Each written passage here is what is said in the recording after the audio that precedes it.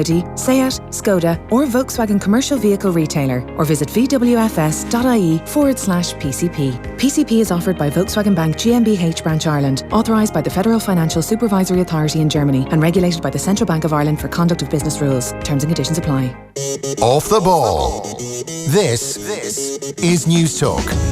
You're welcome back. So in case you missed it, Ireland are through to the semi-finals of the Women's World Cup in England. They have beaten India on penalties 3-1. The goalkeeper Aisha McFerrin and Chloe Watkins, who scored the winning penalties, the heroes for this Irish side. And we hope to have some of the team on the line between now and the end of the show at 9 o'clock. The semi-final takes place this weekend against Spain. We'll have full coverage of that over the next couple of days. But right now, we're going to talk hurling, because the news came through just in the past 90 minutes or so that the Tipperary hurling manager Michael Ryan and his management team have stepped down after 3 years in charge. In a statement released, they said, having carefully considered what is in the best interest of Tipperary hurling and our current crop of players, we believe that now is the right time for a change of direction. Daithi Regan is on the line, and Shane Stapleton, presenter of the hurling show here on Off the Ball, is also in studio. Shane, how big a surprise is this? I don't think it's necessarily a massive surprise. I thought he'd probably stay on for another year, because his deal did run on for another 2 years.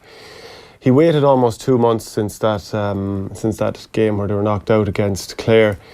But, and he was hurting badly on that day, because, when he did the post-match interview, eventually I asked him, are you going to come back last year? And he was certainly quite burned with the question at the time. And he said it's a bit premature. So clearly he wanted time to weigh it up. I suppose when he looks at it, 2016 was a brilliant year. Won Munster, won the All-Ireland, but it's been pretty dreadful since. They've been living off 2016. In a way, yeah. And I mean, it's not. We all know Tipperary struggled to put seasons back to back, but they haven't been competing for Munster since then, getting knocked out very quickly. So of his 9 championship games since winning the All-Ireland brilliantly in 2016, Tipperary have won just 3. One of them came against Westmeath, who are no longer operating at Liam McCarthy level. Another one was against the Dublin team that was in disarray. And then a creditable win against Clare in the All-Ireland quarter-final last year. But great games with Galway all along the way. So, but losing 2 league finals the way they were lost, both really comprehensively. I suppose a mitigating circumstance is during Munster this year, he had to play 4 games in 4 weeks, 21 days. A huge amount of injuries? A little bit of that might have been brought on the team during the club month. They were left alone for the first week or so, but then he had them twice per week, and I think they might have been trained a little bit harsh. And a few players, the likes of Cathal Barrett, the likes of Michael Cahill, Brendan Maher, they all came into the run of 4 games in 21 days with injuries, so I don't think that helped either. Daithi, it certainly seemed at the end of the Munster Championship that despite not winning any of the 4 games, that the Tipperary County Board expected Michael Ryan to stay on. He says that he feels it's in the best interests of Tipperary hurling, and with the current crop of players, that it is the right time for a change of direction. Is that your sense as well, that this is the right decision for everybody involved?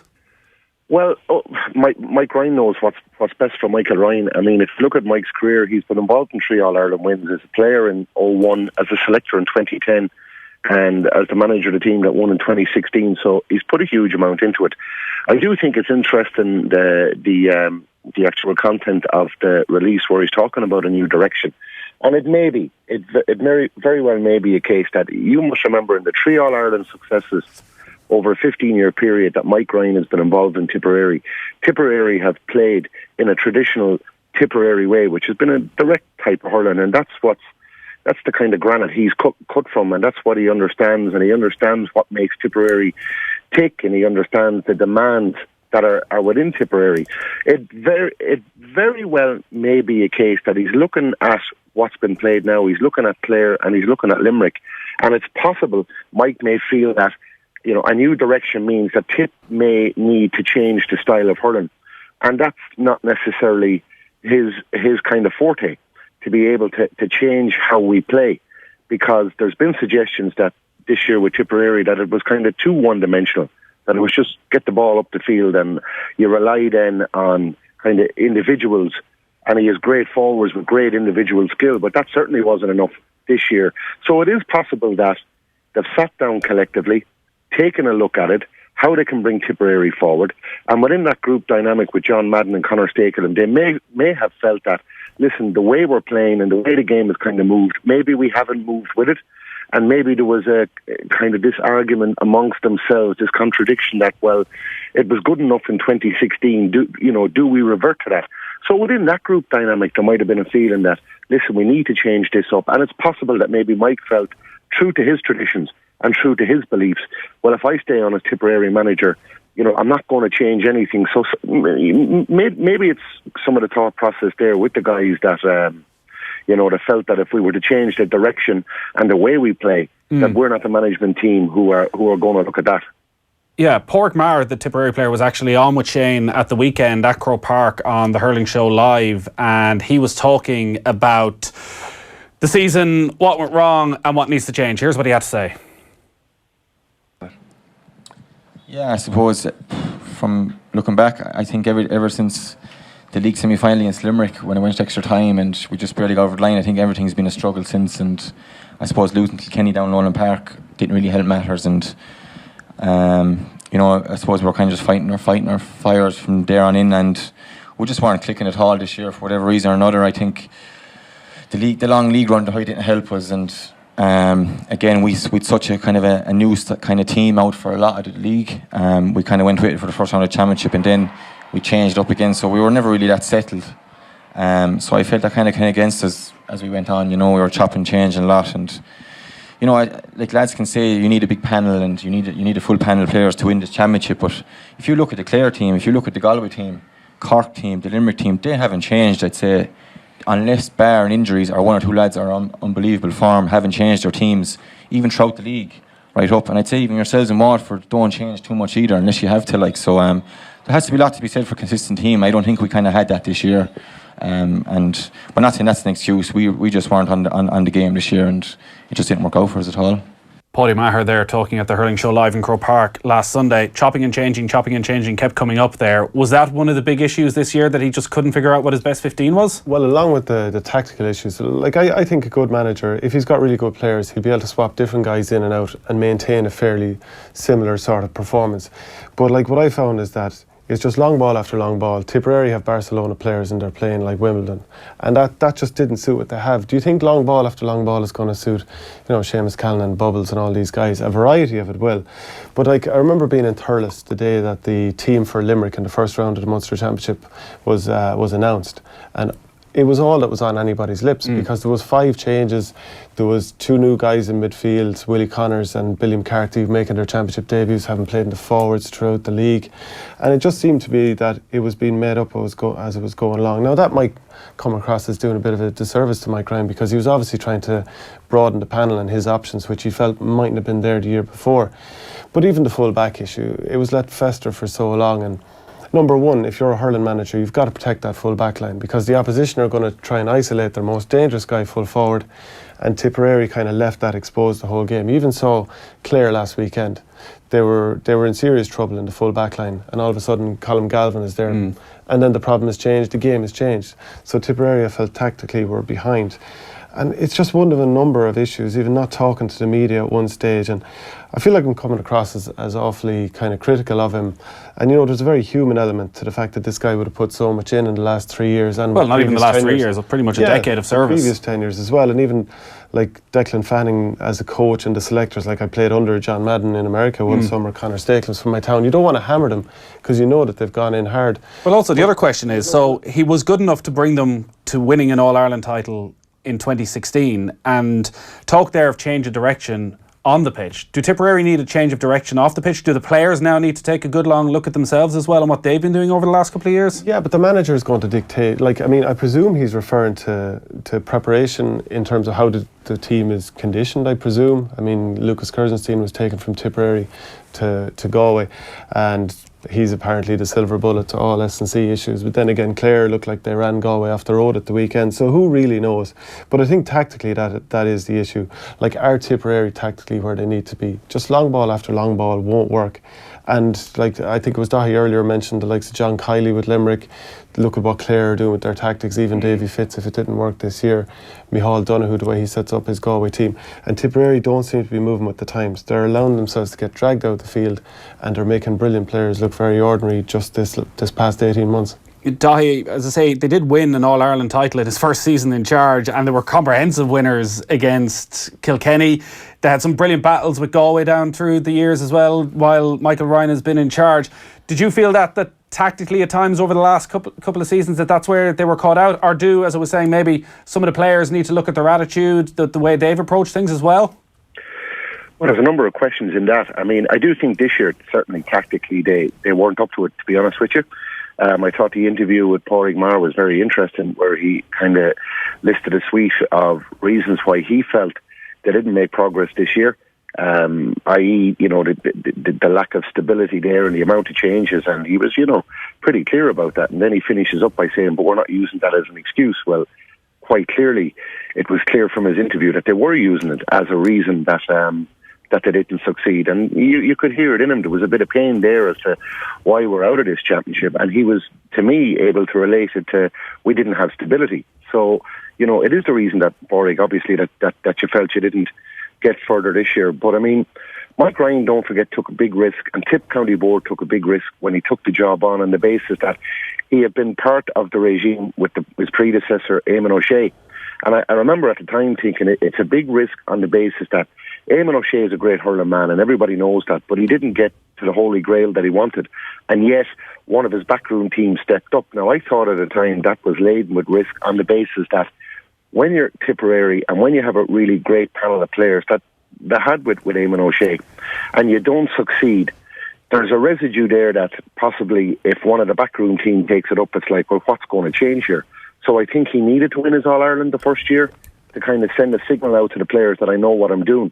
But I do think it regressed after that. But I would like to acknowledge on a personal basis, I think Mike Ryan has been one of the standout managers for the way he carries himself and has carried himself. And it will hurt very deeply. And it was patently clear after the Clare game. It was cutting very, very deep because he's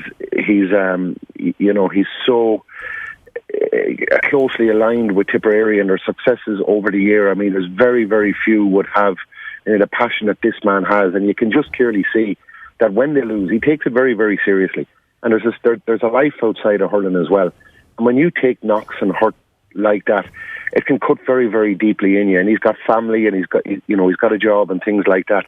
So I think his decision needs to be respected. I think people will reflect on shouldn't just be his 3-year tenure, but what he's given to Tipperary and his involvement in 3 All-Irelands over 15 years. And to me, that will define him more so than just this year. But it's been a bad year for Tipperary. It'll be interesting to see where they go now. I possibly think that Tommy Dunn's name is going to come to the fore very, very quickly. But then again, Tommy Dunn would be a guy that would be very much with the new way of hurling, and he's been involved with different setups in Galway, etc. So he's someone that would whose name will come to the fore now. But I do think Mike Ryan deserves the respect of people of Tipperary and hurling people in general. That he's one of the good guys, and he carried himself with absolute grace whenever he was interviewed afterwards. So he's a loss to hurling. I'm sure he'll take time out with his family now. We might see him back in some guys, on the club scene again. But he's a guy that's given everything he's ever had for his county. This particular year, it just wasn't enough. Yeah, we shouldn't forget either that he was big enough to come out after the Limerick game where he did make a mistake with the media afterwards and said he wasn't going to talk for the entire Munster Championship, and put his hands up and said, actually, no, we've been beaten. I need to come out and be honest and talk. And he did just that. The question then, Shane, is who is next? So Tommy Dunn instantly. But what we're talking about, a change of direction, hurling going a different way, maybe away from Tipperary's traditional style of hurling. Do they need to look outside Tipperary? Is that a possibility? Well, I definitely don't think you should rule someone out for not being from the county. But I always feel like with Tipperary, there is going to be this kind of dig the heels in that one of our own will do it. And have they always had a Tipperary? Yeah, it's always been Tipperary. But I'd be very concerned that there aren't a massive... there are a few candidates, and we'll name them out. Liam Cahill, he's the under-21 manager. Tommy Dunn is there, he's the minor manager. Willie Maher is a possibility. Colin Bonner is currently with Carlow. Eamon Kelly is left leash. But there aren't a huge amount of absolutely outstanding candidates. Even if you look at Tipperary Club Hurling, what have Tipperary Club Hurling done in the last 30 years? No club from Tipperary has won the All-Ireland Club Championship since 1986-87, and only 3 throughout the course of the Club Championship as well. So you'd wonder who's jumping out there. So it's probably a fairly shallow pool. Is there a possibility they go for a big name, they go for a legend, the likes of Owen Kelly? I don't know. It seems to have been kind of like the Michael Ryan one was a succession plan type thing. So he was named as Eamon O'Shea's successor during Eamon's last year. Liam Cahill has been with the minors. He won the All-Ireland a couple of years ago at minor level. Now he's with the under-21s. They suffered a bad beating in the Munster under-21 final recently. So like it's a shallow enough pool that we're picking from straight away. I would say there will be a reluctance to pick an outside manager, but I definitely don't think you should just limit it to Tip only. That's a big decision then, Daithi, for the Tipperary County Board as to whether they broaden their horizons and look for who's the best guy in all 32 counties, or are you always in favour of having somebody from within? No, we certainly couldn't say that, because our best successes have always come with an outsider, but I guess it's different if you try and equate Tipperary with Offaly in that it was always felt we needed someone outside to tell us that we were good. Whereas in Tipperary, and obviously Cork and notably Kilkenny as well, they do tend to feel that we don't need to go outside the county, and that's understandable. But I think Shane is right, actually. Nobody should be precluded. I mean, when you come from the highs and the performance levels of Tip in 2016 to where we're talking about now, and the reality is this year was a disaster for Tipperary. It was a horrific year for them, to be fair about it. So you've got people within the county are looking at it, and all of a sudden, from success levels of a couple of years ago, you're saying, is it possible we could get left behind here? And that would be a big worry. So they must get the choice right, absolutely. And I would also agree with Shane in that to try and think about a number of standout candidates. Yeah, there isn't actually a huge amount of standout candidates. There's no doubt Bonner has created a great and developed a great reputation for himself as a successful coach, and certainly someone who seems to be able to get the best out of teams and is up to date with current hurling. So it's a critical one, but I think on a night like this, that'll be discussed again when decisions are made. But I think on a night like this, on a personal basis, because I think he's a great fella, I just think Michael Ryan should be respected and applauded for all the service, because the likelihood is he'll never be involved with a Tip inter-county setup again. That tends to be the way when guys step down like this. I just think he should be remembered for all he did over a hell of a long career with Tipperary, not just the last 3 years. And just even looking at Tip's underage success in the last few years, Tip have won Munster minors in 2012, 15, 16, 18. They won the All-Ireland in 2016 and 2012.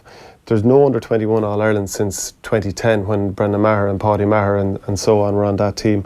And no Munster title even since then, but they've lost 4 Munster finals. So it's not, like at minor level, there's talent there, but is it being converted to senior? Because even if you look at the players that have come through in the past year, Jake Morris has featured a bit, Cian Darcy a little bit, Mark Yo is another one who's been on the panel, and Ger Brown.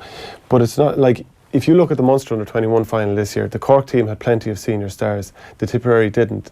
So it's not as if we're bringing through ready-made players for next year. It feels as though there's maybe an opportunity for a clean slate here, because the entire backroom staff has gone again. There is no succession plan, and maybe what you do need for once is somebody from the outside on a 2-3 year basis, and you put in some of those names you've mentioned in around them, and then you start a new succession plan that keeps you going for the next decade. Yeah, maybe, but like, if you got the right manager in next year with the right tactics, the right setup, the right conditioning, all of that, and knew how to train the team to peak for Munster, Tipperary have arguably the best players in the country. So Tip should be straight away back as Munster favourites next year and in the top 3 for the All-Ireland, without question. Shane, yes, you are being overly critical. Big injury issues, a lot of prima donna hurlers, and 2 years after an All-Ireland and 1 year after running Galway so close, your comments are over the top. Mick Ryan is an outstanding Tip man, true and true, says Tip fan Owen, who's living in Clare. Okay, well, maybe, like, of course he's an outstanding Tip man. I wouldn't debate that for a second, but like 3 wins from the last 9 championship games, and we've mentioned who they're against. It's not a good record. Yeah, but he led his county to an All-Ireland title, and when the dust settles, that most certainly will not be forgotten. Daithi Regan, great stuff. Thanks a lot for joining us. Cheers, guys. Shane, thank you as well for joining us in studio. The hurling show, which unfortunately was recorded about 10 minutes before we this just came out and then this broke. Is still up online. You can check it out on offtheball.com or our Facebook and YouTube pages. Who'd you in studio? With Jamie Wall over Skype and Niall Corcoran in studio. All right, so plenty of good stuff there ahead of Galway Clare at the weekend as well. We'll take a quick break. Off the Ball on News Talk.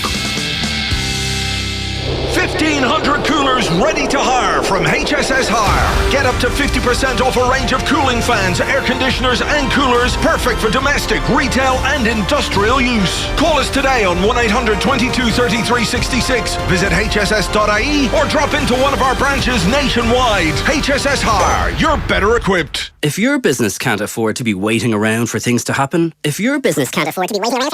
Let's fast forward to a time when My Taxi Business is helping you take control of your taxi account with online management tools to make the job of managing company expenses so much easier. That was easy. And when you need to get your staff from A to B in a jiffy, My Taxi has the largest taxi network in the country and the lowest wait times in the business, which can only be great news for yours.